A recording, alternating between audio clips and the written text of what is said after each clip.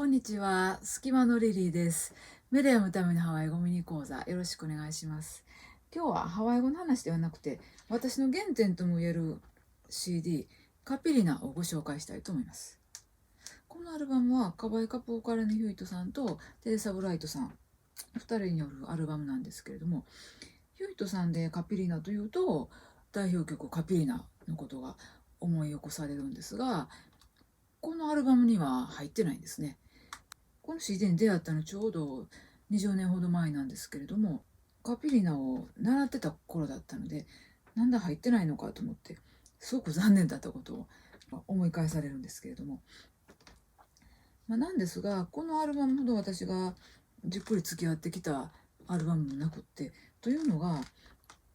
楽曲それぞれに参考文献が挙げられてるんですね。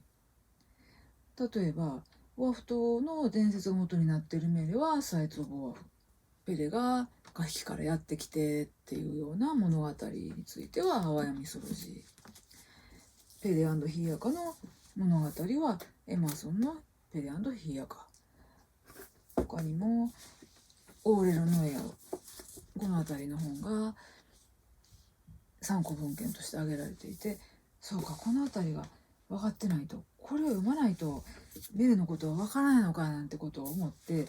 片っ端から手に入れられる本を買ってですね、読み始めたっていうのが、私がハワイのことをいろいろ私なりに調べ出した出発点とも言えるんですね。もう一つ、このアルバムの特徴的なのが、そんなハワイの神話や伝説に基づく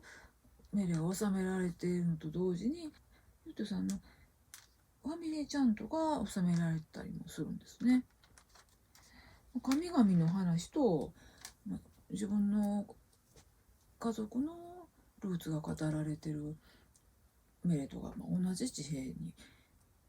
地続きにあるっていう、そういう感覚なのかなと思うんですけれども、そのあたりの感覚は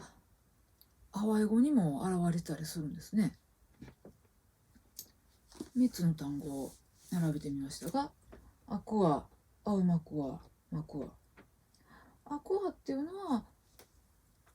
ハワイの四大神であるとかペレなんかもそうですけれども、神々、ビッグネームで呼ばれる神々がアクアですね。そしてアーマコアの方は個人レベル、あるいは家族の守り神的な存在がマコアです。そして、マコアというと漁師の世代がマコアなんですけれども、自分の一番身近な存在から神々に至るまでのこのつながり、いわばカピリナがハワイ語そのものにも現れているっていう、そういうことだと思うんですね。この辺りのことは、ハワイ語文法を理解するというところとまた別のところにあると思うんですけれども、ズーム講座の方ではハワイ語文法だけではなくて、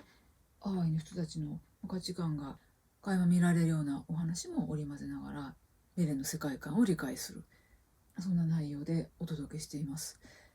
ズーム講座のご案内は、隙間のリリーのハワイアンソングブック、私のブログの方でご案内してますので、